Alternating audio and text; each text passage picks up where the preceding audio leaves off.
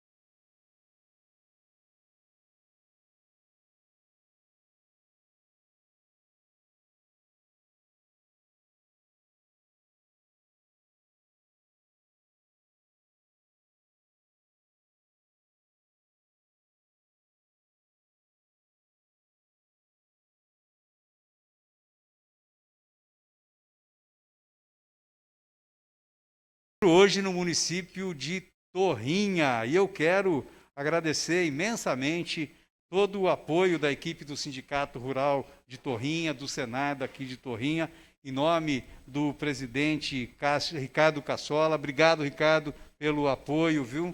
Eu quero agradecer a todos pela acolhida. Em nome do Padre Newton, quero agradecer aqui também o Mosteiro do Paraíso, os agromonges. Muito obrigado pela acolhida. O mosteiro aqui, gente, para quem não sabe, faz parte de um roteiro turístico religioso, né? Uma trilha da fé, tem peregrinação aqui, funciona nos finais de semana. Então, quem quiser vir provar um chocolate especial feito aqui pelos monges, pode passar aqui. Tem uma cafeteria também muito legal. Então, o mosteiro faz parte do circuito do turismo rural daqui de Torrinha. E para dar as boas-vindas aqui para todo mundo, eu quero chamar a coordenadora do Senar de Torrinha, a Renata Almeida Cassola. Renata, obrigado, viu, pela parceria, pelo apoio, pelo ânimo e pela lição de companheirismo e camaradagem aqui da sua equipe. Boa tarde. Boa tarde, Tobias. Boa tarde a todos que estão aqui, que estão assistindo a gente lá de casa. Agradeço muito a presença de todos que estão aqui. Eu sei o quanto é difícil o produtor rural sair do sítio para estar aqui, largar tudo de perna para o ar para estar aqui com a gente, tá? Agradeço o pessoal do Canal Rural, ao Léo, que proporcionou a gente essa tarde boa. E, se Deus quiser, vai chover, não vai impedir que a gente continue esse trabalho. Aos palestrantes que estão aqui, tá? Agradeço mesmo. Ao prefeito que veio nos prestigiar também. E tomara que todos, assim, aproveitem muito, porque os temas que nós escolhemos foi, assim, para ajudar vocês, tá? Ajudar nessa luta diária que é o produtor rural. Então, espero que vocês gostem e tenham um bom evento. Obrigada por tudo, Tobias. Obrigado você, Renata. Então, daqui a pouquinho, as nossas duas palestras sobre o uso de energia solar na propriedade rural e também as atualizações sobre a legislação ambiental. Quero chamar aqui para dar as boas-vindas também o prefeito de Torrinha, Renê José Blumer. Prefeito, muito obrigado, viu, por prestigiar o nosso evento, por estar aqui no Mosteiro do Paraíso nesta tarde com a gente. Boa tarde, prefeito. Boa tarde, Tobias. É um prazer estar aqui nesse momento. Agradeço a presença de todos os nossos produtores rurais, as produtoras. Parabéns por que vocês fazem pela agricultura, pela pecuária. São lutadores e têm todo o nosso respeito e admiração. Obrigado ao Canal Rural por trazer família, nação agro, à nossa cidade, através dessa ação do Sindicato Rural, a quem cumprimento Ricardo e Renata pelo trabalho, também ao Senar, à FAESP, enfim, é um conjunto muito importante para a gente chegar nesses momentos de aprendizado, momentos de demonstração do que nós temos dentro da nossa cidade e do que podemos aprender também no nosso cotidiano. Então, estamos reunidos aqui hoje para duas palestras muito importantes, tratando de energia solar, que é o futuro, é algo que trará muitos benefícios no futuro para todos nós, e também a legalização ambiental, que é tema que será importante para sempre. Então, meu muito obrigado, Tobias, muito obrigado, Canal Rural, muito obrigado, espectadores todos, pelos canais digitais.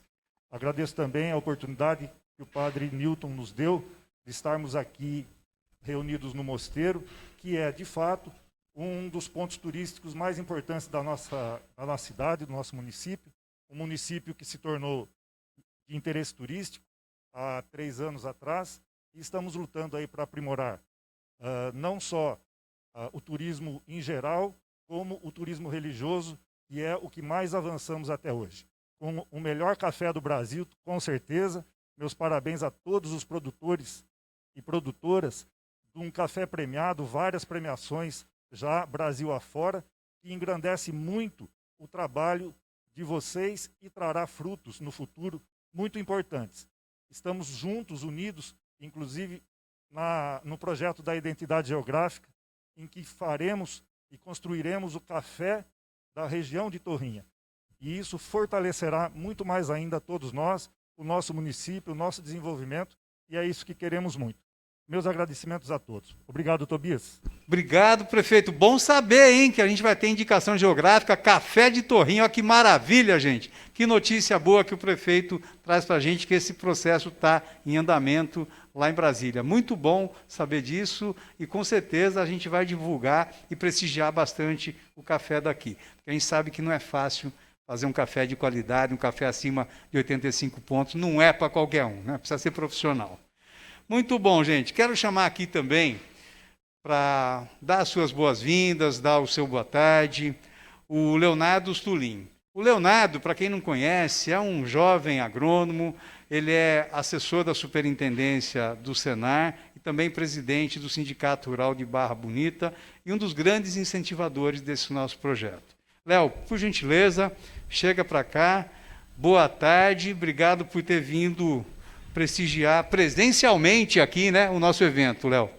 Boa tarde, Tobias. Boa tarde a todos. Eu realmente só gostaria de dar uma grande boas-vindas a todos vocês e agradecer muito, né, principalmente a Renata e o Ricardo, que nos atenderam prontamente e entenderam o sentido, né, do Família Nação Agro, que é vir até vocês, né? O Família Nação Agro é um presente para o produtor rural. E realmente é um grande prazer a gente estar aqui em Torrinha. Há um bom tempo a gente ensejava vir para cá.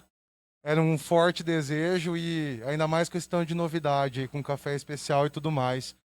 Agradecer também a presença, né, do prefeito, o seu Renê, e ao mosteiro por estar nos recebendo também com tanta atenção, a todos os monges e padres. E, bom, sejam sempre muito bem-vindos, né? Nos acompanhem. Agradecer também ao Senar por poder nos proporcionar isso e a gente está aqui. Em especial, para mim, pessoalmente, é uma alegria estar na minha região, né?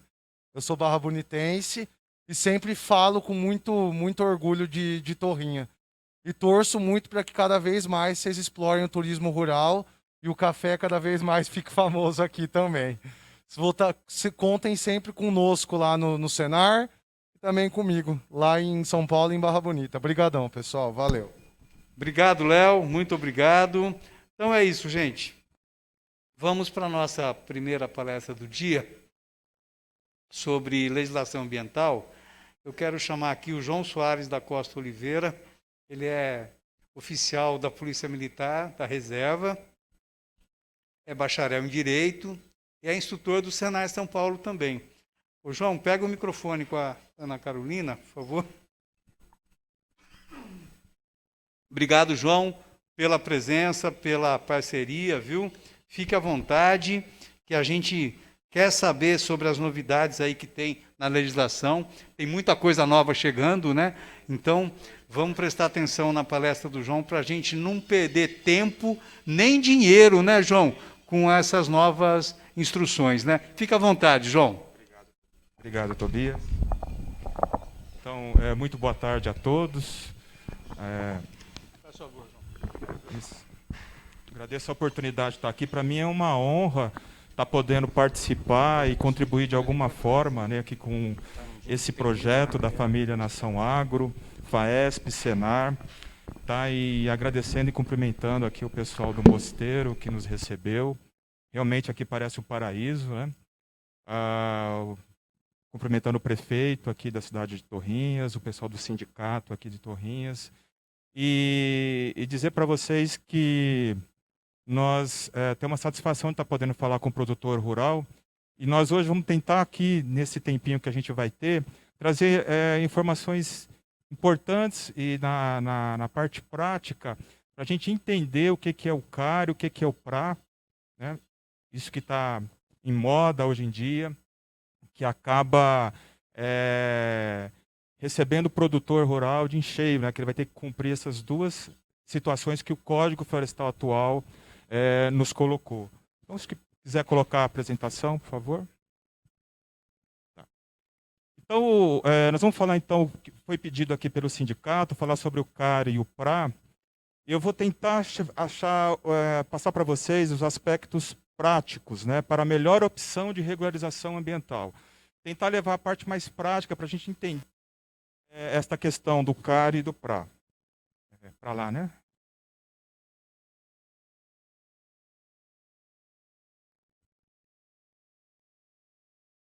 Isso. Então tá aí, o Código Florestal, que eu acho que todo mundo aqui já ouviu falar. Tá? O Brasil ele já teve vários códigos, né, de 64, de 65, com várias alterações.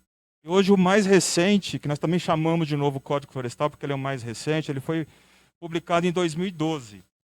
E ele foi praticamente assim, teve muita comoção, muita discussão, né? Acabou colocando de um lado o produtor rural, ambientalista de outro, no sentido de que cada um queria puxar para brasa para sua sardinha, o ambientalista naquela ideia de preservação e o produtor rural precisando do terreno, precisando de terra para produzir. Então teve muita discussão. E ele teve, recentemente, em 2018, teve uma ação de inconstitucionalidade no Supremo Tribunal que tentaram derrubar ou modificar ele praticamente por inteiro e foi pouca coisa modificada, que garantiu uma segurança jurídica, né? Porque o CAR já estava sendo empregado, né? O PRA também, então isso ia causar bastante dor de cabeça para o produtor rural.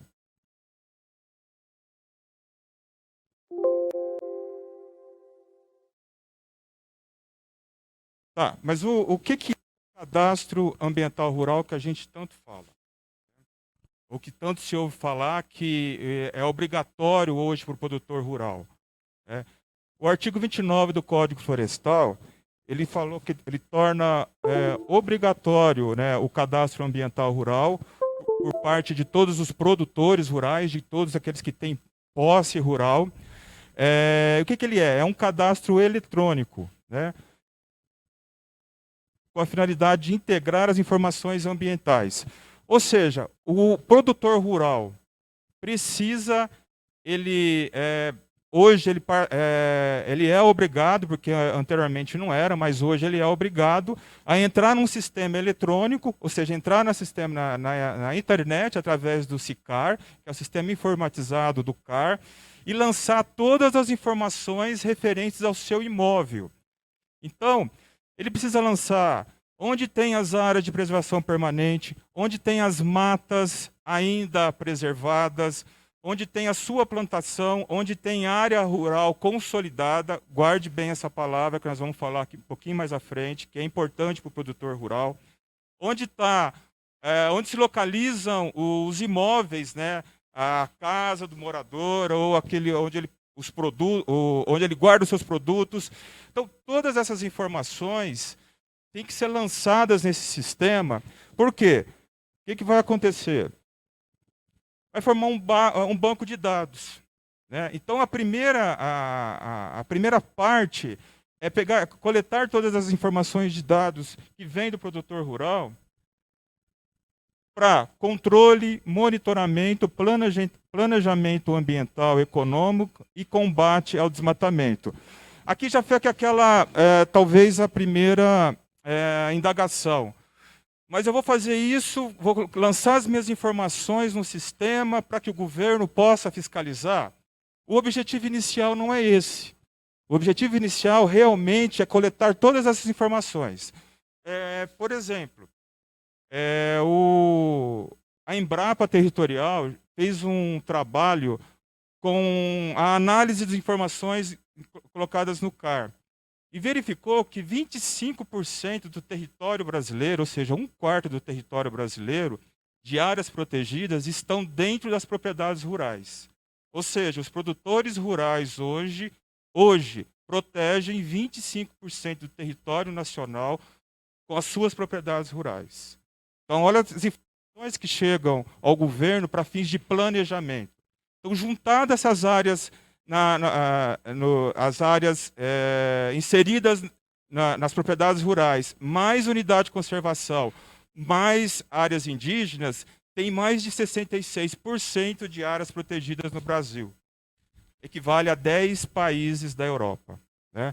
Então, são informações que esse sistema de primeira informação já consegue fornecer. Então, são exemplos que eu posso trazer para vocês aí da importância, né, às vezes, de trazer para o produtor se ele precisa ou não, ou se ele deve ou não lançar as informações no CAR.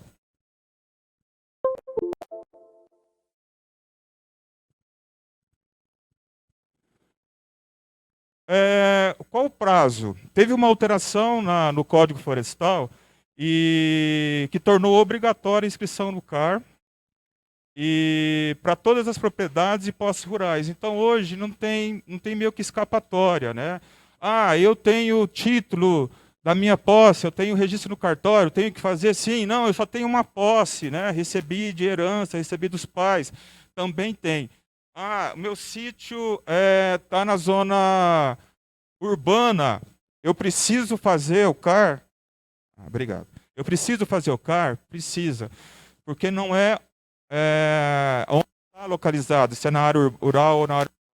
E sim a situação do sítio. Ele produz alguma coisa, ele se caracteriza como como produção rural, então é obrigatório aí a inscrição no CAR. Por que ele se tornou aberto? Porque o que aconteceu? O Código Florestal de 2012, ele deixou 1 ano só para que todos fizessem inscrição no CAR.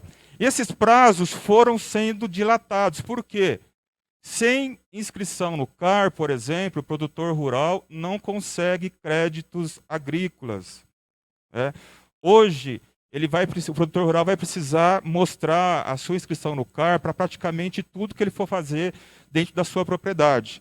Então, por conta disso, esse prazo foi se prorrogando e hoje ele está em aberto, né? Aberto as atualizações e novas inscrições, de modo a sempre você poder estar alterando. Uma coisa interessante de falar é que, assim, fiz o CAR lá uma vez e esqueço. Não, você tem que ficar sempre dando uma olhada. Você pode fazer alterações, você pode fazer acréscimos, mudanças, né? Isso é importante. A gente tem notícia que, às vezes, até o e-mail do produtor rural está errado lá no CAR. É através desse e-mail que as secretarias vão poder fazer contato com o produtor rural para poder dizer, olha, está certo, o seu CAR vai ser homologado ou não, precisa fazer alguma retificação. Então, essas informações são importantes de estar lá.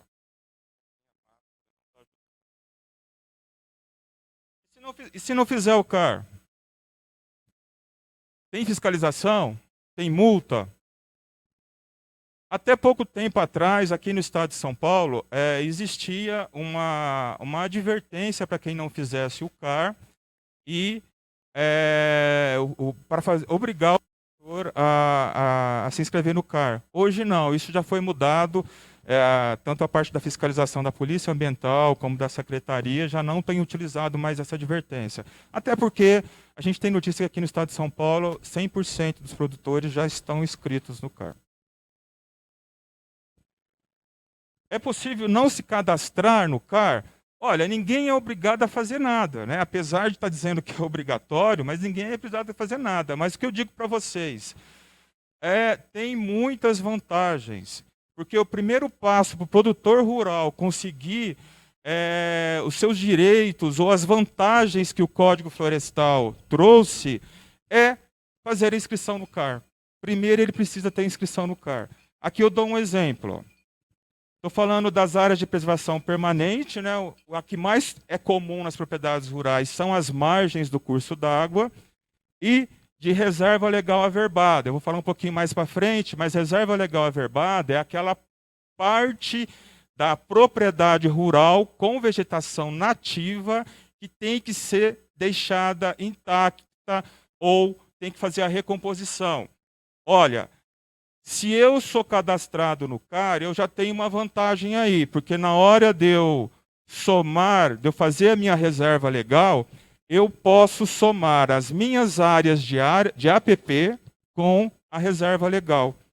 Tá? No código anterior isso não era possível, você tinha que deixar as APPs e mais a área de reserva legal. Então, se eu estou cadastrado no CAR, eu já tenho esse direito, né? Então, eu vou somar. A reserva legal averbada aqui no estado de São Paulo é de 20% da propriedade rural.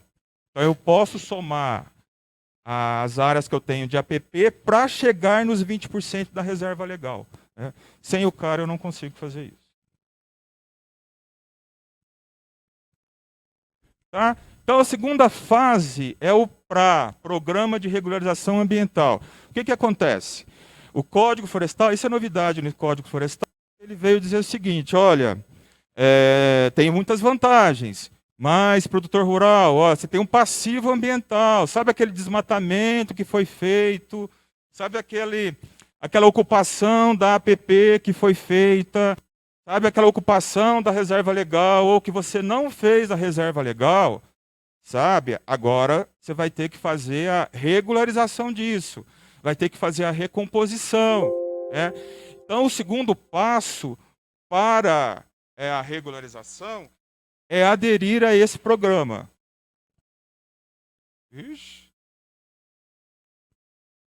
É aderir a esse programa, o Programa de Regularização Ambiental. Que a primeira situação é estar inscrito no CAR. Tem que estar inscrito no CAR para poder fazer a adesão ao Programa de Regularização Ambiental. Então vamos lá, primeira fase que nós falamos, o produtor lançou todas as informações, né, que ele tem na propriedade. A segunda fase, então, essas informações que vocês lançaram no CAR, elas vão ser homologadas ou não, pode devolver para você acrescente mais isso, ou corrija alguma coisa que ficou irregular. Ora, tem uma app aí que você não lançou, ou tem coisa para mais que você lançou e não precisava. Aí a segunda fase é dizer, olha, está ok o seu CAR. Então vamos para a fase do PRA, Programa de Regulação Ambiental, que é aquelas áreas de APP que foram desmatadas ou que estão ocupadas e de alguma forma, olha lá, o passivo ambiental, a gente chama de passivo ambiental, né? Que está na sua propriedade e, de alguma forma, fazer a recomposição. Né? Essa recomposição pode ser feita de que jeito? Dependendo, aquilo que for mais vantajoso para os senhores. Posso deixar regenerar, posso plantar semente, mudas, né?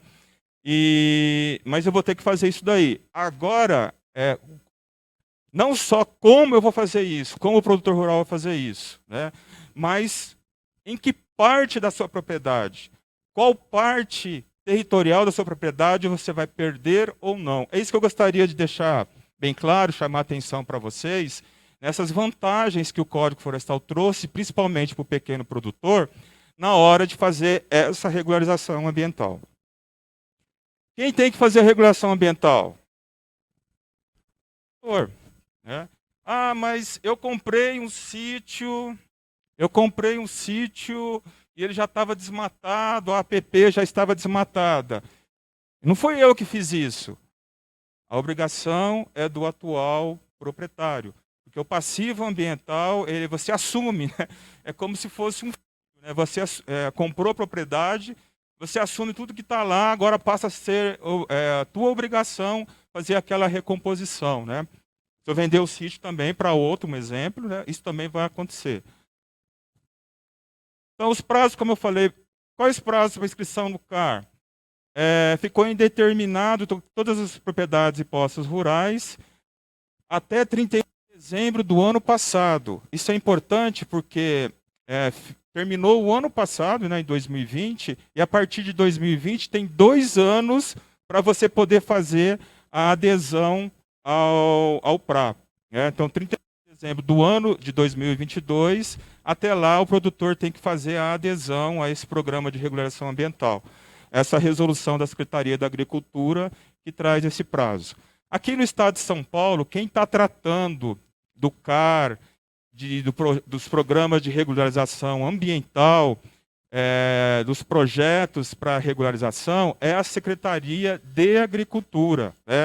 Isso antes era feito para a Secretaria de Infraestrutura e Meio Ambiente, agora é a Secretaria de Agricultura, que eu acho que é uma decisão legal, uma decisão certa de tomar, porque o pessoal da agricultura já conhece mais perto o produtor rural. Então, o que ele vai ter que fazer? Regularização ambiental. Fazendo a manutenção, recuperação das APPs, da reserva legal e áreas de uso restrito. Às vezes a gente já não ouviu falar essa palavra, área de uso restrito.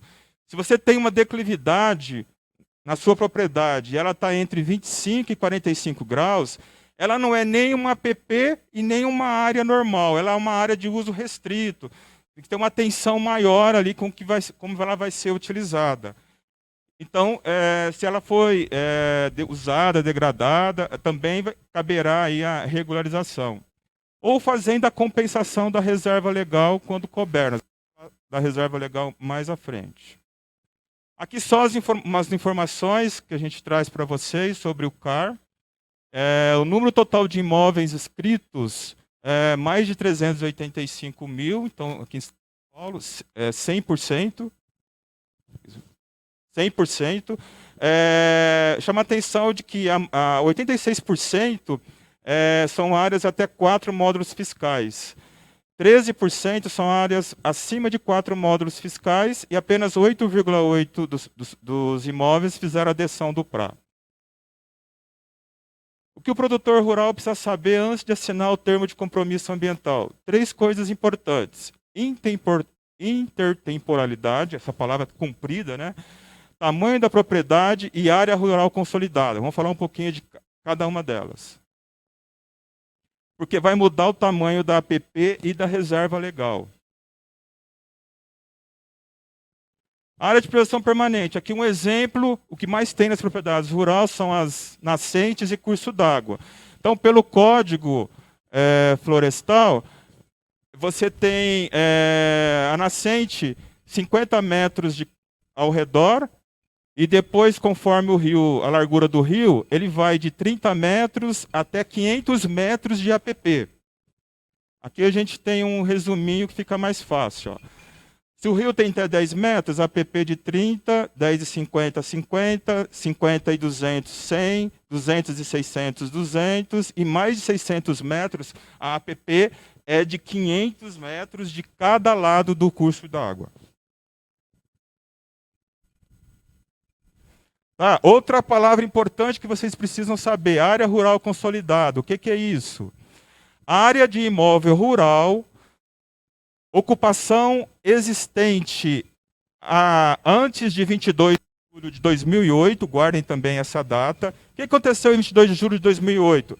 Foi editado o decreto, a Lei dos Crimes Ambientais, que trouxe a sanção, as multas aplicadas aos desmatamentos, por exemplo.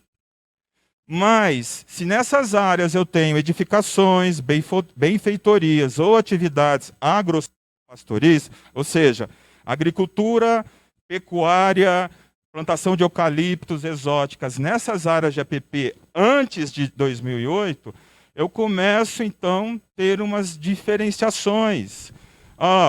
Então, se é admitida a manutenção de residências, da infraestrutura associada, as atividades agro-silvopastoris, de ecoturismo e turismo rural, inclusive o acesso a essas atividades. Ou seja, eu posso continuar utilizando essas residências, toda essa infraestrutura, além de estar utilizando as áreas de APP onde eu tinha plantação pecuária. Mas para que eu preciso ter? Eu preciso ter o CAR, eu preciso aderir ao PRA, eu preciso cumprir um termo de compromisso, porque na sequência de aderir ao PRA, eu vou assinar um termo de compromisso em que, nesse termo, o produtor rural vai dizer o que ele vai fazer para recompor e dar continuidade a essas atividades nas áreas de APP. Tá? Então, falamos do prazo, falamos de área consolidada, tamanho da propriedade também é importante, que é medida em módulo fiscal, né? Então, o módulo fiscal não vem do Código Florestal, ele é do Estatuto da Reforma Agrária, mas ele é utilizado. Então, aqui, por exemplo, módulo fiscal. Até um módulo fiscal é considerado um minifúndio, e até 4 módulos fiscais, pequena propriedade. Então, um exemplo aqui de Torrinha. Torrinha, um módulo fiscal equivale a 24 hectares. Tá? Então, uma propriedade aqui em Torrinha de até 96 hectares é uma propriedade considerada pequena. Como é que fica a recomposição das APPs quando eu tenho área rural consolidada, pré-existentes antes de 22 de julho de 2008? Como é que fica a recomposição? Então, eu falei para vocês, olha, que a APP seria de 30, de 50, de 100 até 500. Com o código atual, e eu vou ter que fazer, o produtor rural vai ter que fazer uma recuperação de no máximo até 30. Então, se a propriedade dele tem um módulo fiscal, ele vai ter que recuperar 5 metros. Se a propriedade tem de 1 a 2 módulos fiscais, ele vai ter que recuperar 8 metros. De 2 a 4 módulos fiscais, ele vai ter que recuperar 15 metros. E acima de 4 módulos fiscais, vai depender do tamanho do rio, que pode chegar a 20 metros ou a 30. Então, o benefício da área rural consolidada. Há um exemplo aqui para vocês de nascente. Então, se eu tenho uma nascente, pelo código anterior, eu teria que recuperar 50 metros de raio. Isso equivale a 7.854 metros quadrados da sua propriedade. Com o código atual, tendo direito à área rural consolidada, eu vou recuperar 706 metros quadrados. Então, olha a diferença para o pequeno proprietário. Porque a lei exige que ele recupere 15 metros ao redor das nascentes. Então, olha a diferença de área que ele tinha que recuperar e olha a diferença agora. Se ele deixar essa área aí regenerar, ele vai ter que cumprir os 50 metros de raio. Então, se você já utiliza essa área lá, continue mantendo dentro do que a lei permite. Então, um exemplo aqui de área rural consolidada. Ó, aqui tem uma nascente, um curso d'água, as APPs. Então, teria que ser toda essa área teria que ser considerada a APP de recuperação. Mas eu estou na área rural consolidada, tenho área rural consolidada na minha propriedade, né, agrosilvopastoriza, ecoturismo, turismo rural, eu vou, que é essa área aí que eu teria que recuperar, pelo código atual, dependendo do tamanho da sua propriedade, a área a ser recuperada vai ser essa. Então, bem menor do que o código anterior exigia. Tá? Aqui no estado de São Paulo, chama PRADA, né, que é Projeto de Recomposição de Áreas Degradadas ou Alteradas, e vai ser pela essa resolução conjunta aqui da SIA de cima que está demonstrando isso daí. Ah, mas tem outra coisa, outra informação interessante aqui, ó. O tamanho da minha área rural. Eu tenho área rural consolidada e até 10 metros fiscais. Somando todas as áreas que eu tenho de APP a ser recuperadas, a recuperar, não pode dar mais que 10% da minha área do meu imóvel. Então, lá, eu tenho uma propriedade rural. Tem 1 hectare. Se eu somar todas as minhas APPs e der 10% mais que 10% da área total da propriedade, eu só vou ter que recuperar 10% dela. Tá? Se a minha propriedade tem mais entre 2 e 4 módulos fiscais, eu só tenho o máximo que eu vou ter que recuperar 20%. Então, resumindo, eu tenho que recuperar as APPs. Soma todas as APPs que eu tenho que recuperar na propriedade rural. Olha, deu mais que 10% da minha propriedade, do total dela. Deu 20%. Não, você vai recuperar, tem que recuperar só 10%, o que a lei fala. Então, aqui um exemplo. Ó, no código anterior, você tem uma área ocupada lá pela APP de 17%. Ah, você vai ter que recuperar 20% de reserva legal, então você teria que recuperar 37% da sua área. Pelo código atual, minha APP, estou aqui em Torrinha, dois módulos fiscais, 48 hectares, eu teria que ter uma APP de 8 metros, que vai dar 3 hectares, passou 15%. Não, por essa regra eu só tenho que recuperar 10%. E a reserva legal? Eu só tinha 5% da propriedade, mata na propriedade. Como é que fica? Vai recuperar, vai manter aquele 5% de reserva legal. Você não precisa chegar aos 20%. Então percebam, o tamanho da propriedade, área rural consolidada e aquela data que eu falei para vocês é importante na hora de verificar.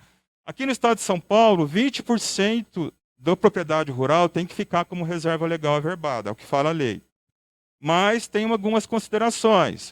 O decreto estadual paulista aí, ele trouxe o seguinte, ó, são dispensados de promover a regeneração, a recomposição, a compensação da reserva legal, proprietários e possuidores até 4 módulos fiscais em 22 de julho de 2008. 4 módulos fiscais aqui em Torrinha, vai dar quanto?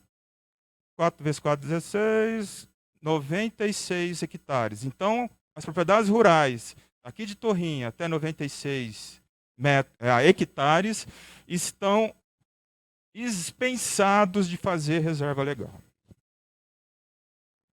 Claro que não vai ter choro para novos desmatamentos, né?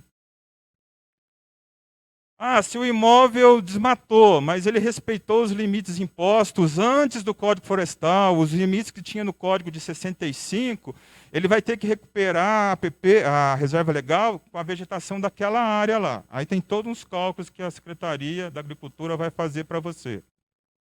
Então aqui a gente já falou desse benefício, né, de você juntar a APP e mais a reserva legal na recuperação, desde que sejam incluídos no CAR. Compensação ambiental, aqui também é uma outra informação interessante. Ó. Aqui já é o seguinte, ó.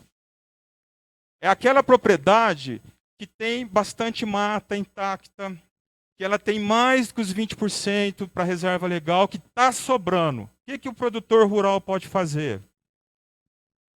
Ele pode compensar um outro produtor rural que não tem nada. Ó. Exemplo da propriedade B. Ela não tem nada, ela já desmatou tudo, ela já ocupa tudo. Então, não é interessante para esse produtor reservar uma parte da sua propriedade para regenerar a vegetação de reserva legal. O que ela pode fazer? Ela pode ir lá na propriedade A e pegar uma parte que está lá.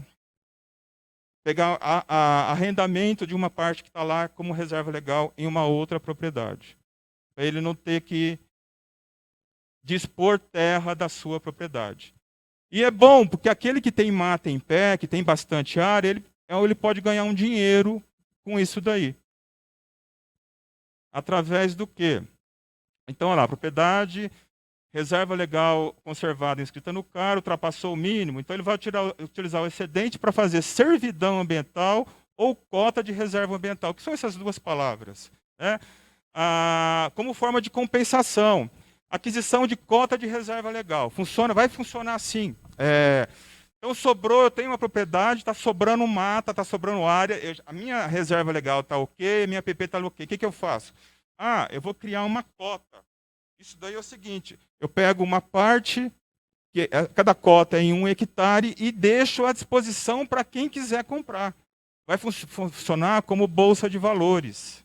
Né? Isso vai ser negociado como bolsa de valores, como se fosse você ter uma ação.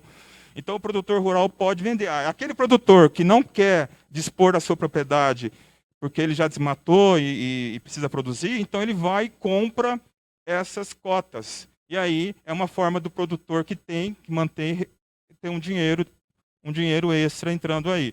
Ou a forma de servidão ambiental também é semelhante, só que a servidão ambiental é um arrendamento. Né? Esse arrendamento é no mínimo por 15 anos. Também é uma forma dele estar disponibilizando isso daí. Também posso fazer doação. Eu sou um proprietário, sei lá, canavieiro, não tem mais área na minha propriedade, mas eu sei que dentro de uma unidade de conservação tem uma propriedade rural lá que precisa ser indenizada. Né? Porque não pode ter propriedade rural dentro de uma unidade de conservação de proteção integral. Então eu vou lá, compro essa propriedade, dou para o Estado e resolvi a minha pendência com reserva legal. Quem providencia a recomposição, como nós já falamos, proprietários ou os possuidores. Então, a servidão ambiental, nós já comentamos, né? A cota também. Vantagem. Se você não tem nenhum passivo ambiental, eu não preciso fazer CAR. Sim, vai fazer o CAR. Você obter seu certificado de regularidade ambiental. De repente eu preciso, acabamos de falar de café, de prêmios. Então o pessoal está interessado em saber se você é um colaborador, se você está regular perante as questões ambientais. Né? Regeneração, pode ser por regeneração, por plantio. Também, olha, eu posso plantar eu preciso regenerar a minha reserva legal ou a minha APP, então eu posso plantar até 50% de exóticas e posso utilizar isso, né? Nativas e exóticas, frutíferas, cipó, folhas, enfim, eu posso também ganhar um dinheiro com isso daí. Quanto tempo eu preciso? Eu tenho 20 anos para fazer a recomposição da APP e da reserva legal, sendo que a cada 2 anos eu tenho que comprovar que eu fiz um pouquinho. Termo de compromisso. É aquele documento que você vai assinar. Depois que você assinou, o que acontece? As multas que o produtor rural teve vão ser retiradas. O crime ambiental, porque desmatar em APP é um crime ambiental, o produtor rural vai responder por esse crime, também vai ser suas penas extintas quando eu fizer o termo de compromisso, assinar o termo de compromisso. Pessoal, era isso daí. Tá? Muito obrigado, desculpe eu passar do horário. Obrigadão, João. Muito obrigado. Você já trouxe bastante coisa para a gente pensar aí, viu? Então daqui a pouco o João volta para tirar as dúvidas de vocês. O João vai tomar um golinho d'água, agora um cafezinho. Daqui a pouco ele volta para o nosso debate final. Agora, gente, nós vamos falar sobre o uso da energia solar na propriedade rural. Pode pegar, Ana Carolina, fica à vontade. A Ana Carolina está aqui para ajudar a gente a higienizar os microfones, né, para passar entre um palestrante e outro. Então, o uso da energia solar na propriedade rural tem trazido um benefício fantástico, principalmente para a renda da propriedade. Recentemente, nós fizemos uma reportagem sobre isso, propriedade da região lá de Olambra 2, né, de Paranapanema, com propriedade com pivô, propriedade de grãos, né, cebola, batata, usando pivô central.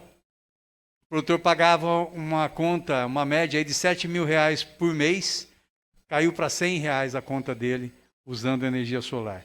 E é um investimento que se paga com o tempo e num tempo curto. Então, é sobre isso que a gente vai falar agora, sobre os benefícios dessa alternativa de energia limpa, renovável, né? E que é um caminho sem volta. A gente tem um reator ligado o ano inteiro aqui para a gente, que é o sol, né? E a gente usa tão pouco os benefícios desse reator, desse bem natural que a gente tem. Quem vai falar para a gente sobre isso é o engenheiro Igor Henrique. O Igor tem estudado essa alternativa já há alguns anos, é um técnico dentro dessa área e vai falar para a gente. Igor, chega aqui. Brigadão, viu, por prestigiar o nosso evento, por aceitar o nosso convite. Tenha uma boa tarde, fique à vontade.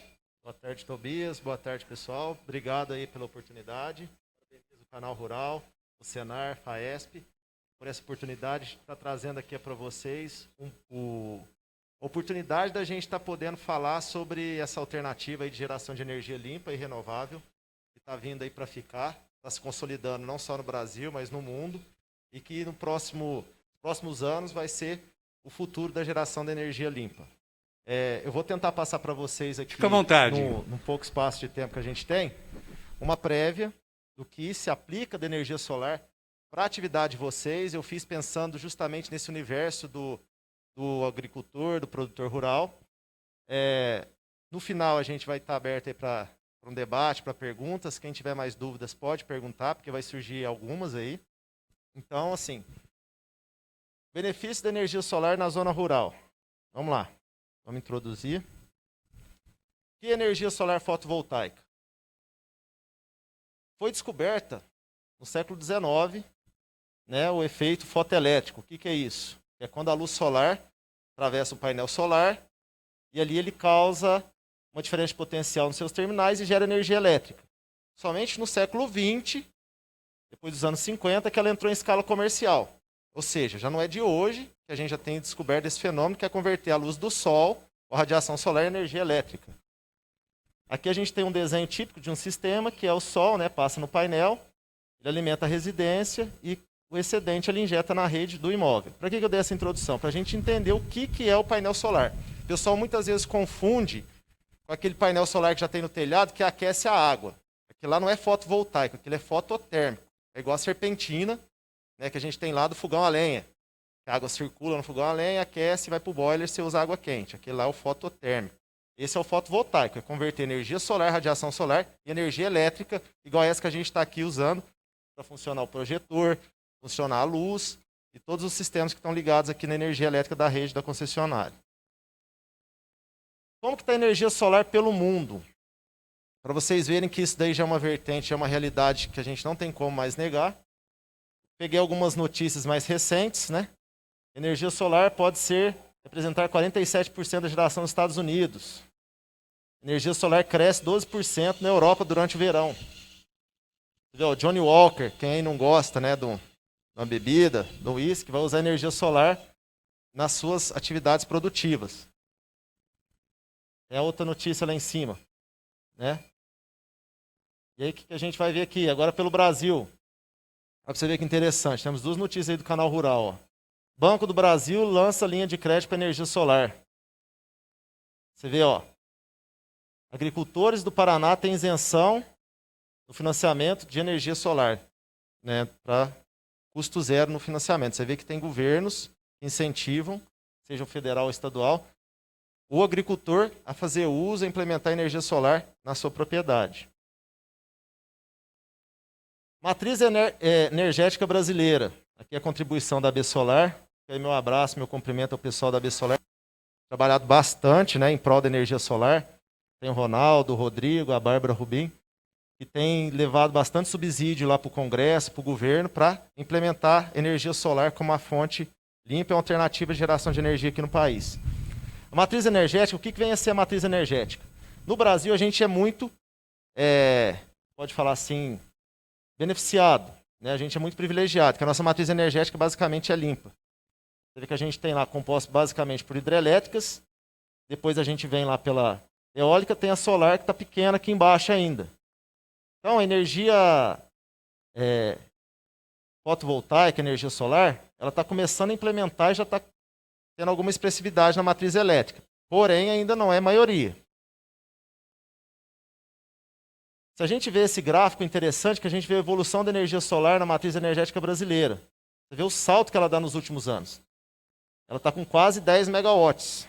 10 gigawatts, né? 10 mil megawatts. Para vocês terem uma ideia, uma Itaipu é 14 mil megawatts, ou 14 giga. A gente está quase chegando a uma Itaipu, geração de energia. E se a gente for ver, mais para frente, a distribuição por classe de consumo. A gente tem em primeiro, segundo e terceiro lugar, quem mais gera energia solar é o produtor rural. Não é nem na indústria. A gente tem residencial, comércio e serviços, e depois a gente tem o produtor rural. Você vê o tanto que o campo está contribuindo para essa transição e evolução da matriz energética brasileira. A gente tem o ranking de geração, né? Em primeiro lugar, a gente tem aí, estadual, a gente tem Minas. Em segundo lugar, a gente tem São Paulo. Então, a gente está perdendo aí para Minas Gerais. Podia ter aí um incentivo para a gente ganhar, né? Não pode ficar para trás. Minas Gerais realmente é um estado que está tendo bastante incentivo, tanto por parte do governo como por parte da concessionária. Ela facilita bastante o acesso a pequenos e médios sistemas fotovoltaicos. Então, creio que isso tem contribuído bastante, além da questão da insolação lá do estado de Minas, em certas áreas, ser bastante generosa para a geração de energia, mas a questão regulatória também facilita e facilita muito o acesso do sistema para a gente conectar ele na rede. Municipal, a gente tem as cidades, apesar de São Paulo estar em segundo, ela não figura no ranking municipal, ou seja, está bastante pulverizado, não está centralizado em nenhum local. Isso é legal, porque você vê que no estado de São Paulo disseminou bastante. A questão da energia solar não ficou num pool só, em algumas certas regiões. Todos estão tendo acesso à energia fotovoltaica. Como que funciona e o que é um sistema de energia solar? Vamos partir agora para a parte prática. Eu quis dar ali uma pincelada, dar uma volta ao mundo, né? Mostrar para vocês como que é, para todo mundo ter uma ideia do que é energia solar, como que é, se isso veio para ficar mesmo, se não veio, como que é essa tecnologia, para agora mostrar o que é ela de verdade, aplicação prática. Esses são os equipamentos de um sistema solar fotovoltaico. Primeira foto, a gente tem os inversores de energia. Segunda, a gente tem os painéis solares, estão em cima de um telhado. Aqui a gente tem a estrutura de fixação dos painéis no telhado. E depois a gente tem a estrutura de fixação dos painéis no solo. Vou explicar um a um aqui. Inversor. Inversor é o equipamento que conecta, que capta, na verdade, a energia que é gerada nos painéis. Ela é gerada em corrente contínua, como se fosse a energia de uma bateria. Ele inverte para a corrente alternada, ou seja, ela passa a ser a tensão e a forma de onda igual da energia que a gente tem na tomada, que a gente recebe da concessionária em casa. Então, ela injeta na rede elétrica do imóvel. O painel solar, que é conectado no inversor, ele capta o sol, converte esse sol em energia e ele é ligado no inversor que faz esse processo que eu acabei de explicar. Aqui a gente está vendo um telhado de alumínio, aluzinco, né? Ali a gente viu pequenos trilhos, aqui está ficando um pouco desfocado, mas a gente vê pequenos trilhos. Nesses trilhos que a gente fixou no telhado, a gente vai fixar o painel solar nesse telhado. Ou seja, você não tem perda de nenhuma área. Você está lá com um telhado ocioso, o telhado tem a sua função, mas a parte de cima dele você pode utilizar para colocar os painéis e gerar energia. Você faz o que a gente chama de telhado solar. E em alguns casos, quando você não tem telhado ou você tem que montar um sistema de grande porte, você parte o quê? Para o sistema de solo, que é essa estrutura que a gente está vendo aí no chão, de aço galvanizado. Lembra muito aquelas estruturas que a gente vê na rodovia, dos guarda-reios, aquelas estruturas de fixação de placa. é basicamente parecido com aquilo. Viga U, cantoneira, todos galvanizados a fogo. Então esses são os equipamentos básicos de um sistema fotovoltaico. O painel capta a luz, conecta no inversor, inverte corrente contínua para alternada, injeta na rede ou já consome de imediato pelo imóvel, pela propriedade que está nele conectado. Exemplo de aplicação do sistema de energia solar. Tá, a gente tem isso aí, como que a gente aplica ele? Hoje, a gente tem aplicações residenciais. A gente está vendo aí as casas, né? Você vê a primeira casa, que tem lá um conjunto de painéis, a segunda, essa terceira tem um imóvel propriedade rural. E a quarta, que você vê tem uma quantidade bastante generosa de painéis, ele tem um aquecimento lá em cima, aquela serpentina que aquece a piscina, né? Mas o painel solar faz a questão da geração de energia. Comercial ou industrial. Você vê o comércio utilizando. Você vê que é um bom negócio que até o banco montou no telhado dele. Ó. Não quer perder tempo. Né? Projetos de tecnologia.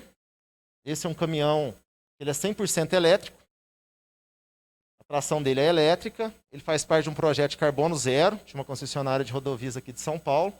E aquele baú dele é todo movido a energia fotovoltaica. Então os painéis mantêm o funcionamento do baú, que é um baú que esse caminhão é um caminhão balança, ele opera aqui nas rodovias do estado, né, que faz a pesagem dos caminhões. E o pessoal que opera lá o escritório a balança, que tem bebedouro, tem ventilador, tem CPU, o servidor da balança, tem os computadores, as impressoras, ele é todo movido a energia solar. Ele é conectado no barramento de energia do caminhão, lá do baú, e também baterias. Condições extremas igual hoje, que está nublado, que a geração é baixa, se os painéis não conseguirem manter em funcionamento o caminhão, a bateria entra complementando a energia gerada pelos painéis. E aqui, chegamos na onde que a gente queria, a utilização dele no agronegócio. Primeiro caso ali, a gente vê uma usina montada, isso é numa fazenda que alimenta o sistema de irrigação, plantação de banana, que está aqui no fundo, está aqui na nossa frente, ao fundo você tem uma plantação de milho.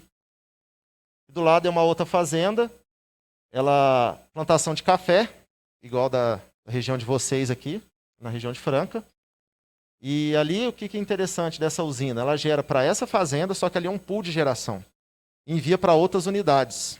Então ela está conectada, além de gerar energia para ela está fazendo a compensação em outras unidades. Eu vou falar um pouco disso logo adiante.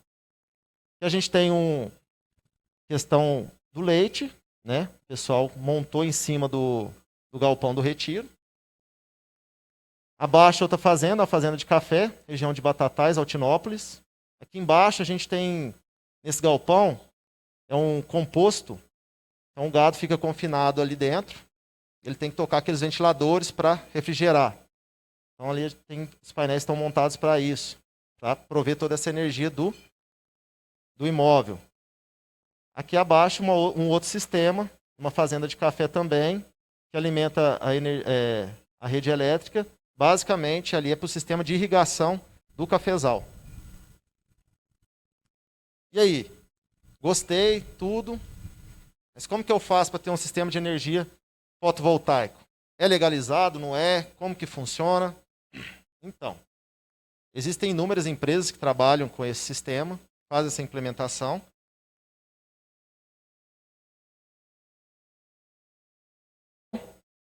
Que é essa resolução que rege toda essa questão da energia solar fotovoltaica.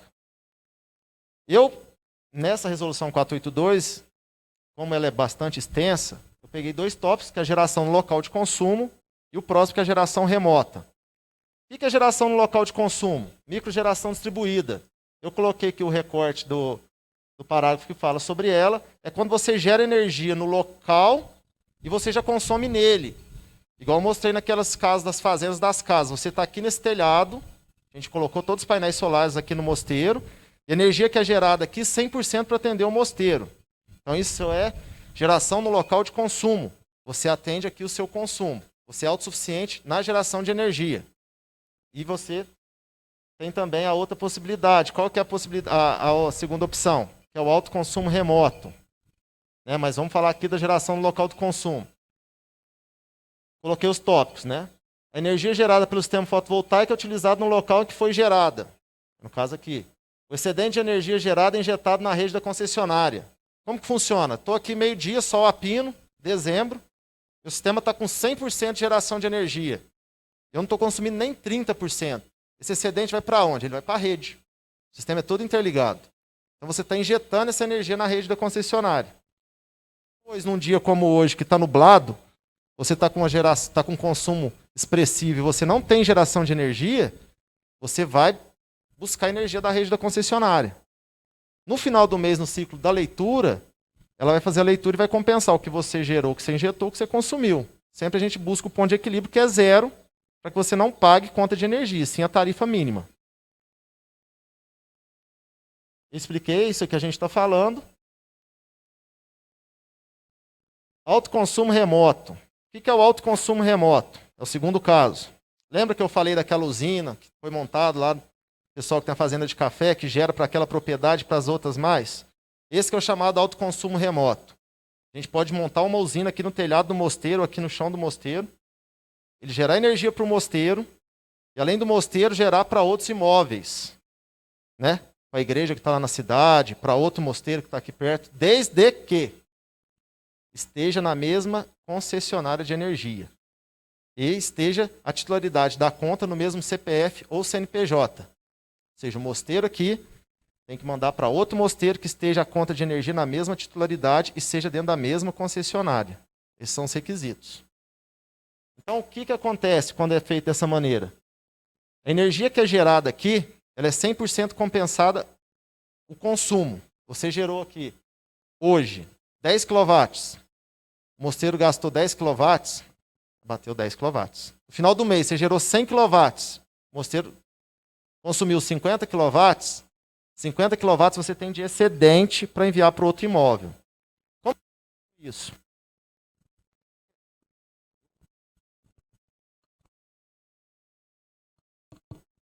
Alô, alô. Ah, voltou. Então, como que é feito essa dinâmica, esse cálculo? Quando você vai dimensionar o sistema, você tem que pegar a conta de energia de todos os imóveis que vão participar desse pool de geração, dimensionar esse consumo global, e aí você faz lá, chega no valor, 1.000 kW, que é o consumo desse imóvel, mais 2 que vão receber a compensação. Aí então, você na hora que vai fazer a homologação do seu sistema junto à concessionária, você vai indicar o percentual de energia que cada imóvel vai receber. Lembrando que o ponto de geração, ele abate 100% do seu consumo. Então, quando a gente monta um sistema desse, a gente deixa claro que o proprietário, a média de consumo que a gente dimensionou, vai continuar essa? Você vai ter uma alteração aí no seu consumo? Você pretende instalar um outro equipamento? Não, não. Ele responde, não vai ser igual, vai continuar do mesmo modo. Então, ótimo. Eu pretendo no futuro aumentar a minha irrigação, eu pretendo aumentar a refrigeração. Aí eu falo, então vamos deixar uma margem, então no futuro, a hora que você for aumentar, você nos comunica, porque a gente vai ter que fazer um upgrade, ou seja, aumentar a potência do seu sistema, porque vai faltar energia. E como que fica a conta? O antes e o depois, a economia. Né? Vamos para a parte prática que todo mundo está interessado. Esse aqui é o exemplo. Né? Tem um amigo nosso, seu Antônio. Ele fica aqui na área de concessão dele da CEMIG. Não sei se está dando para vocês verem. Ficou pequeno, né? Então, a conta dele, de abril, né? Estava em torno de R$ 228. Já de maio já veio zerada, depois que ele instalou o sistema. Aí eu vou explicar o porquê que é esse zerar que todo mundo fala, que a gente não zera, né? Trazendo a tarifa mínima. Ele gerou no mês toda a energia que ele consumiu, em maio. Ele ficou com excedente em torno de 80 kW, que é esse que eu circulei em verde aqui embaixo. E ele não pagou, não tem nada a pagar nesse mês. Por quê? Porque a tarifa dele, a conta dele não atingiu o faturamento da concessionária. Ficou R$ 50 para vir no próximo mês. O que é esse mínimo que ele atingiu? Como ele gerou toda a energia dele, ele não está devendo nenhum quilowatt para a CEMIG. ele vai ter que pagar o quê? A tarifa mínima de disponibilidade da rede. Como que é essa tarifa, segundo a ANEEL? Toda concessionária, qualquer parte do país. Se o seu padrão, a sua conexão com a concessionária, ela é monofásica, você paga uma tarifa mínima de 30 kW. Então vamos fazer um caso aí da CEMIG, que é 1:1 no residencial. Esse caso aqui é rural. Então se fosse a CEMIG, a tarifa mínima residencial seria R$30. Um bifásico, 50 kW, seria R$50. Um trifásico, 100 kW, seria R$100. Isso no grupo B, baixa tensão. Quando o cliente é aquele cliente grupo A, que é alta tensão, ele vai pagar como tarifa mínima a demanda contratada que ele tem junto à concessionária. É aquele valor um pouco mais alto. Porém, o cliente do grupo A é aquele cliente que tem uma tarifa mais baixa. E uma potência maior, dele conectado à rede. Esse aqui é o meu caso, do apartamento. No mês anterior também estava com a tarifa em torno de R$70. Aqui no caso é monofásico, aqui na CPFL. Mês adjacente, o que veio para mim? Veio uma conta zerada. E com acúmulo para me pagar na próxima fatura. São os encargos, adicional de bandeira, diferença de CMS, para pagar no outro mês. Então, fica claro aqui para nós, esses dois exemplos simples, de que a gente consegue sim levar o seu consumo, ou seja, zerar o seu consumo e pagar apenas os encargos e a tarifa mínima durante o mês. Esse caso aqui é o caso de um sistema grande. Ele, inclusive, é de uma propriedade que tem a questão do café, tem a questão da irrigação, tem a questão do benefício. Se a gente vê aqui, é sazonal, né? Aqui se não me engano, aqui é setembro ou outubro, a gente vê o pico do consumo, que é quando o benefício está 100% funcionando. E depois, o resto do ano, essa média aí, esse consumo está baixo. Como que a gente faz nesse caso? Todo o sistema ele é calculado pela média do consumo. Então, se a gente vê o consumo médio dele está em torno de 7 a 8 mil, a gente dimensiona o gerador para gerar essa média desse consumo. Você pode ver que em setembro, né, a gente não consegue gerar o que ele gasta. Mas e aí? Você vai pagar? Se a gente partiu a usina um mês antes, ele vai pagar aquela diferença, porque eu não acumulei créditos. Agora, se eu partir ela um ano antes, conseguir fazer o ciclo completo, eu vou ter acumulado saldo. Como que é essa questão do saldo? Se eu gero no mês mais do que eu consumi, eu acumulo créditos até 60 meses, ou seja, 5 anos para utilizar esse crédito. Então, como o sol ele é cíclico, né? A gente tem maior radiação solar na primavera e no verão, e no outono e inverno a gente tem menos sol, a legislação permite que a gente faça essa poupança aí, cria esse saldo, para quê? Para que eu não tenha que dimensionar um gerador conforme o meu maior consumo, ou seja, a minha maior demanda. Imagina se eu tivesse que dimensionar um gerador para essa demanda que ele teve nesse mês. O restante do ano, os outros 11 meses, eu ficaria com ele ocioso. Seria um investimento alto, se tornaria inviável. Então, justamente por isso, a legislação tem essa possibilidade. Então, isso serve para qualquer cliente. O interessante é que a gente vê a economia dele, o payback, né, o retorno do investimento que ele vai ter, cerca de 3 anos. E ali ele está com... Você vê que o gasto anual de energia em torno de R$65 mil. É um valor expressivo. Aqui a gente mostra que realmente vale a pena você fazer esse investimento. Porque você troca o que você paga de energia elétrica para a concessionária e vai investir no seu equipamento de energia solar. Como que eu faço para comprar um equipamento desse? Gostei. Pode ser à vista ou tem linhas de crédito, né? Quais são as linhas de crédito disponíveis hoje? A maioria dos bancos oferecem linhas de crédito, né, para você estar comprando. A taxa de juros aí está variando de 1 a 1,5. Pode estar tendo um acréscimo por causa da alta da Selic.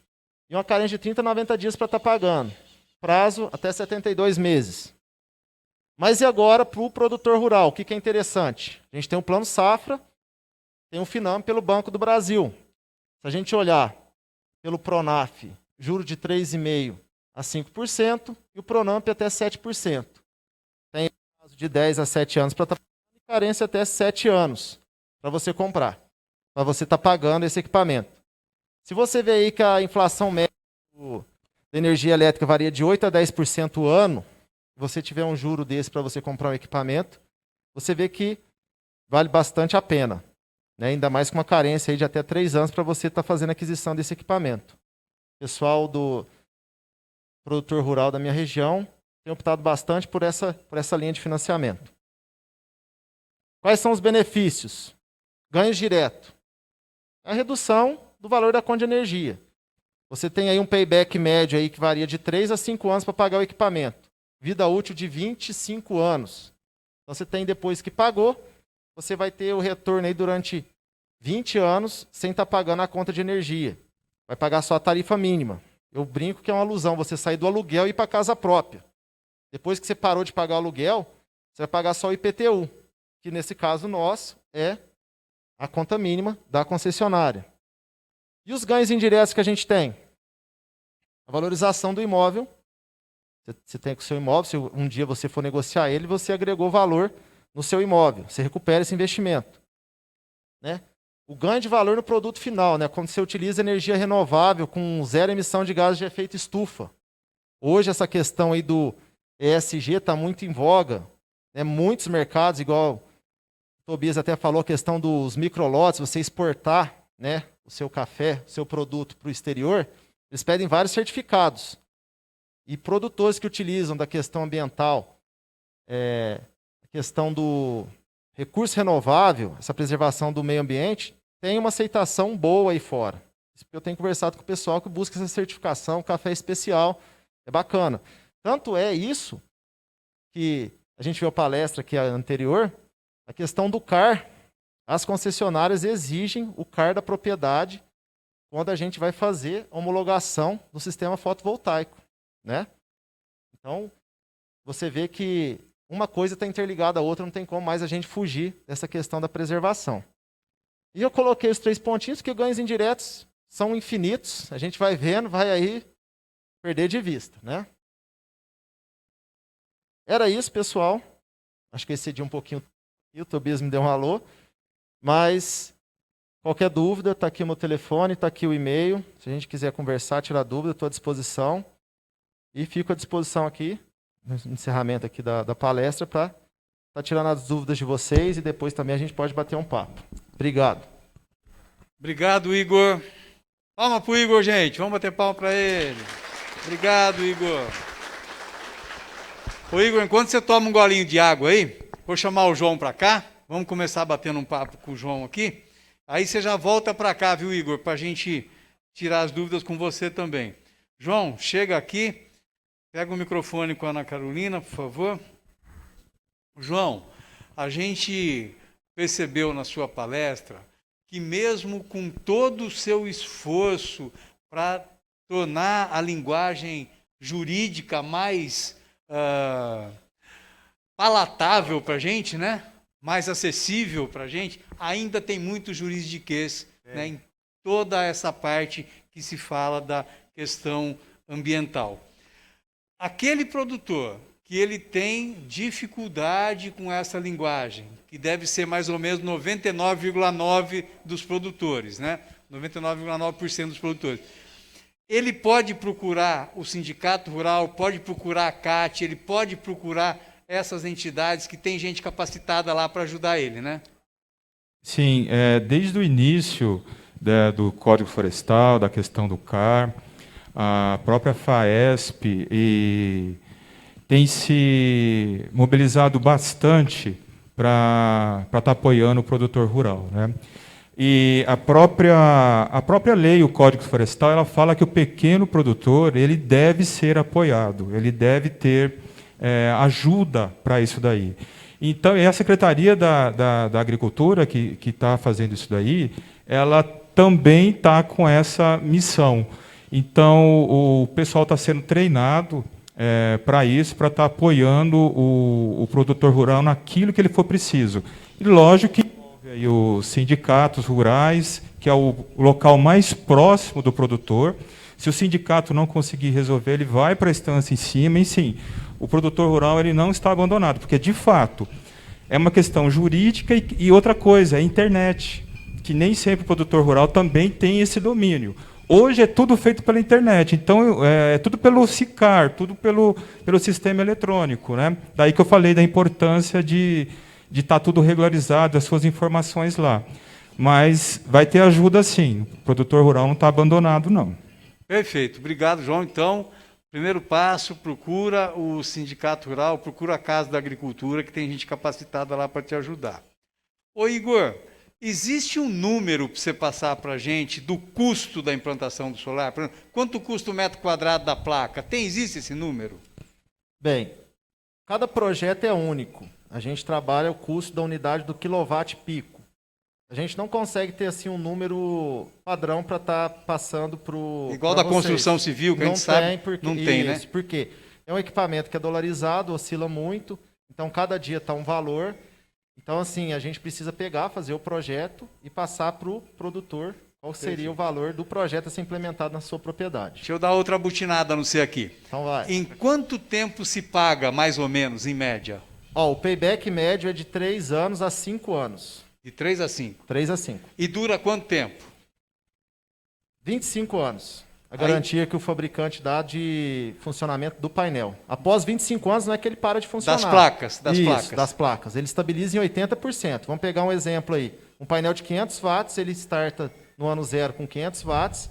Ele vai tendo um decréscimo linear. Quando chegar em 25 anos, o fabricante garante que ele vai estabilizar em 80%. Ou seja, ele vai sair de 500 watts e vai estabilizar com 400 watts.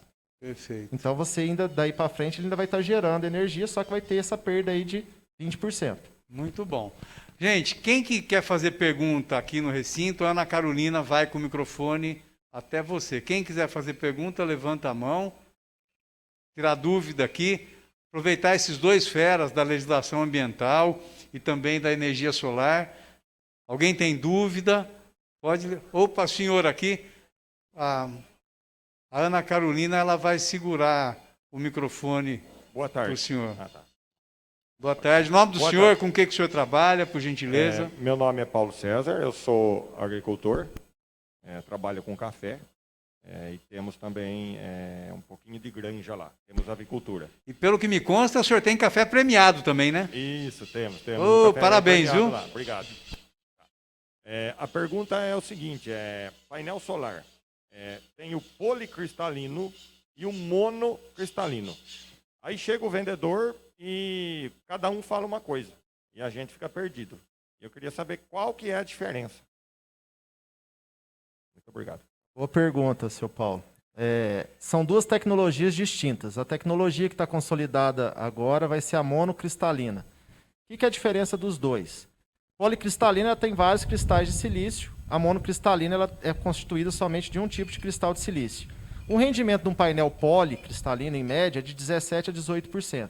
Os painéis mono é de 20%, 20,5%, já tem até 20,8% de rendimento. Ou seja, um painel poli de 100% do raio solar que incide sobre ele, 17% ele converte em energia. O painel monocristalino, esse rendimento é de 20, 20,5, 20,7, varia de fabricante. Ou seja, é o monocristalino que está sendo mais importado hoje no país. As fábricas estão migrando para o mono, ainda tem um pouco de poli, mas o mono é um painel que tem um melhor rendimento. Ou seja, ele faz o mesmo trabalho que o outro no menor espaço. Se tiver que optar preço a preço um pouco mais, eu recomendaria usar o monocristalino. Respondido? Perfeito. Agora, Igor, pegando carona nessa pergunta aí, essa tecnologia, ela continua em movimento, continua em evolução? Tem coisa nova chegando por aí? Bastante, esse mercado, essa área, né, é bastante dinâmica. O pessoal estava até lendo ontem, tem o painel de filme transparente, ainda está em fase de estudos, pode ser colocado, aí o pessoal está vendo para colocar em fachadas de prédio, até revestir avião com ele. E um painel novo que está ainda, não sei quando que a gente vai ter ele disponível no mercado, tecnologia utilizando perovskita. Ele está em fase de estudos. E o nosso sonho seria você ter um painel aí com rendimento acima de 90%, né? Mas está caminhando, mas isso ainda vai ter uma jornada longa. Espero que em breve a gente tenha ele disponível no mercado. Mas por enquanto ainda não está em escala comercial, está só o pessoal da tecnologia, P&D, desenvolvimento que está por dentro dessa área aí ainda. Perfeito, muito bom. Mais alguém tem pergunta aqui no recinto?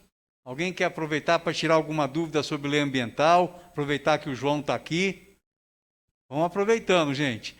João, cada propriedade é de um jeito, né? Não tem duas propriedades iguais, né? Não existe isso, né? Então, cada propriedade é única, é como se fosse um indivíduo mesmo, com as suas características próprias.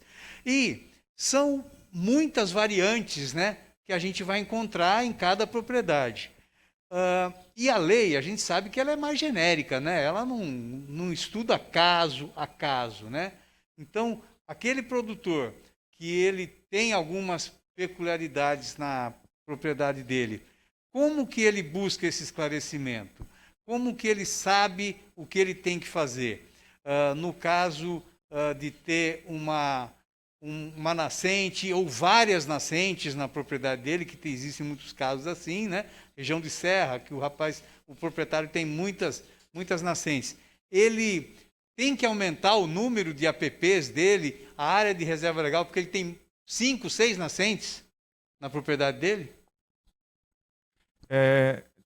Então, tudo vai depender da questão do tamanho da propriedade, como nós falamos, que é medida em módulos fiscais. Então, o código ele trouxe um benefício, vamos dizer assim, para as pequenas propriedades, que até 4 módulos fiscais. E aquilo que eu falei também, se ele somar todas as APPs dele, que ele tem que recompor, e se der mais que 10% da propriedade, ele só vai ter que recompor os 10%. E até 4 módulos fiscais também, ele não vai precisar fazer a reserva legal averbada. Então já está liberado. O sistema do CAR, o SICAR, ele está previsto para dar essa informação já para o agricultor, para o produtor rural. Então ele vai dizer o seguinte, olha, sua propriedade tem até 4 módulos fiscais, você está isento de fazer reserva legal averbada. Ou a sua propriedade, você tem tantas APPs, nascentes ou curso d'água, então você tem que recuperar X hectares. O sistema está propício já para fazer, foi feito para fazer isso. E vai ser lançado também, já era para ter lançado, um manual que vai estar trazendo todas essas explicações. Então, o que eu alerto é assim, alguém deve ter ajudado vocês a fazer o CAR, se foi o sindicato, ou se foi a CAT. O CAR ele não é para deixar esquecido, porque lá você colocou todas essas informações. E é em cima dessas informações que o sistema vai tabular, vai calcular e vai te dar uma resposta, né? Então, a maioria do que eu falei aqui, o sistema já vai te responder. Mas, assim, o que eu oriento e chamo a atenção é para você procurar se informar realmente, porque, às vezes, você não depende só do sistema, você tem que saber se você está perdendo terra ou não nessa hora aí de fazer um projeto de recuperação, né? Então, assim, o sistema está proposto para te ajudar, mas ele tem que ter as informações corretas, aquilo que eu falei. Às vezes, o e-mail do produtor rural está errado e eles não conseguem te dar o retorno para dizer se o seu CAR foi homologado ou não, e para te chamar também através desse sistema para aderir ao PRA e apresentar um projeto de recuperação. Os projetos também, a Secretaria da Agricultura está pensando já em deixar coisas prontas e mais fáceis, né? Então, para a sua propriedade rural, como o Tobias aqui falou, que é cheio de APP, tem nascente, então é melhor você pegar o projeto XB aqui, por exemplo, que já vai te trazer se você tem que fazer plantio de muda, se você tem que fazer plantio de semente, ou se você tem que deixar a área abandonar para crescer. De repente é interessante lá que você abandone aquela área de APP e ela regenere sozinha, né? Como é que eu vou fazer depois para informar o sistema de que eu estou cumprindo aquilo lá? Vai fazer caminhada, vai se fotografar e vai pôr no sistema. Olha, eu estou cumprindo aqui aquilo que foi combinado no meu termo de compromisso, né? Então, assim, o importante é estar ligado, né? Procurar se informar de uma forma ou de outra com o sindicato. A gente está disponível também, se precisar tirar alguma dúvida, para que vocês escolham a melhor forma na hora de regularizar a propriedade de vocês. Perfeito, muito obrigado, João. Igor, o que acontece no nosso país que a energia solar fotovoltaica ainda é usada de forma tão tímida, hein? Aí você me apertou, né? São alguns fatores e aí vou falar um pouco da experiência que eu tenho. O primeiro é custo, né? O segundo, alguns casos, é a falta até de conhecimento, ainda uma certa desconfiança se realmente é uma tecnologia que é consolidada, se realmente entrega o que ela fala que ela promete entregar. Por isso que eu quis mostrar o que ela é pelo mundo. Só assim, um parênteses, a Estação Internacional Espacial, os satélites, desde sempre eles são movidos a energia solar. São os painéis solares que ficam nele lá. São acoplados nele e fornecem energia para eles que estão aqui rodando ao redor do nosso planeta aqui, que faz toda essa parte de comunicação que a gente utiliza. Então, assim, é uma tecnologia que está bem consolidada. E ela chegou no país, quando foi consolidada, que deu acesso ao público comum, que é a gente, foi a partir de 2012 que a redação e a entrada em vigor da Resolução 482 da ANEEL. Daí, então, ela vem crescendo, está vindo uma vertente... Que o governo deixou pôr na rede, né? Isso. Aí foi vertiginoso o crescimento. Agora, o que eu acho, isso aí é uma opinião minha, teria que ter um pouco mais de incentivo da questão das linhas de crédito, ser mais acessíveis. Você vê aí que o Paraná... Melhorar as condições de crédito. Melhorar as condições de crédito. Aumentar a carência, né? Exatamente, né? Porque é uma cair tecnologia, cair juro, facilitar o acesso para aprovação de crédito. Enfim, acho que essa parte aí o governo pode dar um incentivo para nós. E a seguir, para finalizar, como eu disse, Minas está na vanguarda, não é à toa. Lá a gente tem a CEMIG, a gente lida muito com a CEMIG, que em São Paulo a gente tem a CPFL. Para você ter uma ideia, aspecto técnico, um sistema até 75 kW pico, né? Na CPFL em São Paulo tem que usar uma cabine para conectar esse sistema à rede. Acima de 75 kW pico, até 75 kW pico eu não preciso da cabine. Passou de 75 kW pico eu preciso da cabine.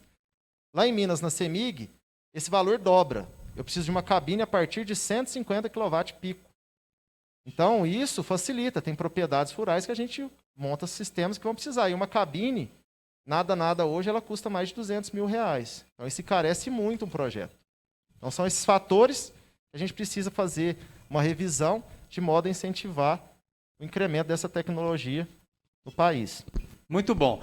Olha, pegando carona nisso aí que você falou, nós estamos no dia 1º de outubro, o tempo virou aqui em Torrinha, eu comecei a fazer o programa aqui, a gente estava aí na casa dos 30 graus e caiu, precisei botar agasalho, está um vento gelado, deve estar chovendo pedra em algum lugar aqui perto, o povo pede para a gente falar mais chique, falar que é granizo, né? Mas é pedra mesmo, aqui a gente fala que choveu pedra e caiu a temperatura. E a gente precisou ligar um gerador aqui no mosteiro, Igor. Essa energia que nós estamos usando aqui é de gerador a diesel. A energia solar, ela vai substituir o gerador a diesel? Eu vou ter bateria suficiente algum dia para que eu não precise mais usar o diesel? A gente está bem esperançoso que sim. Como que vai acontecer isso? Com o advento das chamadas superbaterias. Agora em outubro, cerca do, se não me engano, se é dia 20 até o dia 22, em São Paulo vai ter a feira Intersolar. A gente espera estar lá em contato com os fabricantes mundiais de baterias, né, essa tecnologia. Essa superbateria, ela é um acumulador que o pessoal está prometendo que você vai conseguir ter autonomia, você fazer a desconexão do fio. Ou seja, o que a gente está gerando de energia aqui instantâneo, está com excedente, você carrega a bateria. Tem uma queda de energia igual teve agora, a bateria vai te manter durante um certo tempo de autonomia, que é o dimensionamento dela. E por que agora a gente está tão confiante nessa questão da superbateria? Porque a escalada do carro elétrico está muito grande. Então é uma coisa relacionada com a outra. Então está tendo uma corrida tecnológica para ver quem detém a questão da bateria. Hoje a gente vê que a Tesla está na frente de Toyota, de Volks, né? Essa questão da bateria. E a mesma tecnologia que consolidar no carro elétrico, que é o calcanhar de Aquiles ali, que torna ele tão caro, vai ser utilizado para o sistema fotovoltaico. Então, devido às suas particularidades, uma coisa é relacionada com a outra, então isso vai escalar essa produção, vai baratear o custo e vai tornar acessível, igual a energia solar tornou acessível para nós de uns 5 anos para cá. Essa é a minha visão sobre a questão da bateria e da autonomia do sistema, para a gente poder, de vez, colocar o gerador diesel de lado e ter aí um sistema de backup através de baterias. Perfeito, Igor. João, diante do atual cenário da legislação ambiental, nós temos algumas normas sendo construídas aqui no estado de São Paulo ainda, né? O pessoal da federação está discutindo com a Secretaria do Estado, né, com o governo do Estado, algumas questões aí sobre a regularização ambiental. Diante desse cenário, o que o produtor deve fazer hoje? Ele que está preocupado com a condição dele, qual que é a lição de casa que ele pode fazer? Primeiro, se alguém ainda não fez a inscrição no CAR, infelizmente o prazo terminou em 2020, mas a gente sabe que tem um projeto de lei sendo rodado lá no Congresso para estender de novo. Então, se tem alguém que ainda não fez, tem que ficar esperto para correr atrás quando houver a possibilidade de fazer. Não perder esse prazo também de adesão ao PRA, que é até 31 de dezembro de 2022. Né? Então, como é que eu faço isso? É tudo pelo sistema. Então, novamente, o produtor que desconhece isso precisa ter a ajuda lá dos universitários, do neto, do filho, que sabe um pouquinho mais de internet, para estar correndo atrás disso, porque esses prazos foram prorrogados, pode ser que prorrogue de novo, porque a ideia é fazer que a recuperação aconteça, né? Mas, assim, então, dá para sair um manual, como a gente falou, que vai facilitar a vida, né, a parte mais prática. Mas, por outro lado, a legislação, as resoluções dos decretos estaduais, eles também dizem que se o produtor rural for convocado para fazer adesão ao PRA e não atender, o sistema e o próprio sistema vai dizer como que ele tem que fazer essa recomposição, sem a opinião dele. Então, é importante ficar atento, procurar se informar. Então, o mais próximo de vocês é o sindicato. Se o sindicato não puder, ele vai buscar a FAESP, porque a FAESP está direto ligado com a Secretaria da Agricultura. Então, tudo que for novidade vai saindo. Então, ficar atento a esses prazos.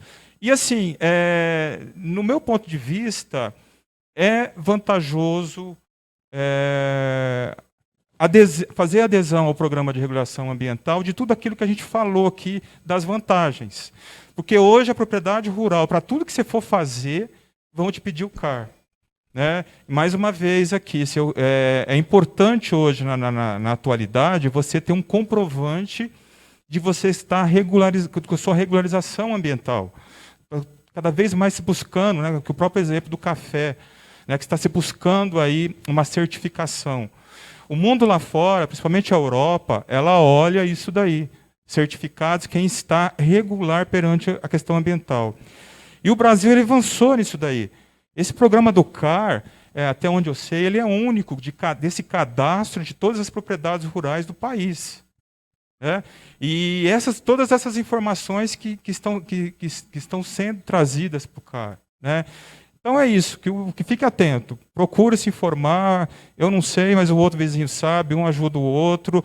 A Casa da Agricultura está aí para isso, né? Os escritórios técnicos estão aí para isso. É direito de vocês, não é um favor, é direito de vocês. Está previsto na legislação, tanto federal quanto estadual, o apoio ao agricultor, principalmente ao pequeno agricultor, em orientação, em ajuda técnica. Né? Então procurem os direitos. Perfeito, muito obrigado, João, muito obrigado, Igor. Gente, uma salva de palmas para os nossos palestrantes. Muito obrigado. Vocês podem tomar uma aguinha, podem tomar um cafezinho. Gente, isso que o João falou é muito importante, a preocupação com a questão ambiental. Principalmente vocês que trabalham com café, a Colômbia, mais uma vez, saiu na frente e ela vai ter um certificado de sustentabilidade do café dela, para apresentar para o mundo inteiro. Então, eles vão colocar um certificado, mostrar um certificado de que o produtor usa boas práticas agrícolas e práticas amigáveis ao meio ambiente. Então, isso é um caminho sem volta. Essa questão de ser amigo da natureza, do meio ambiente, é uma coisa que o mercado internacional vai exigir cada vez mais. Quero agradecer imensamente a presença de todas e todos vocês. Quero pedir uma salva de palmas agora para vocês, produtoras e produtores rurais.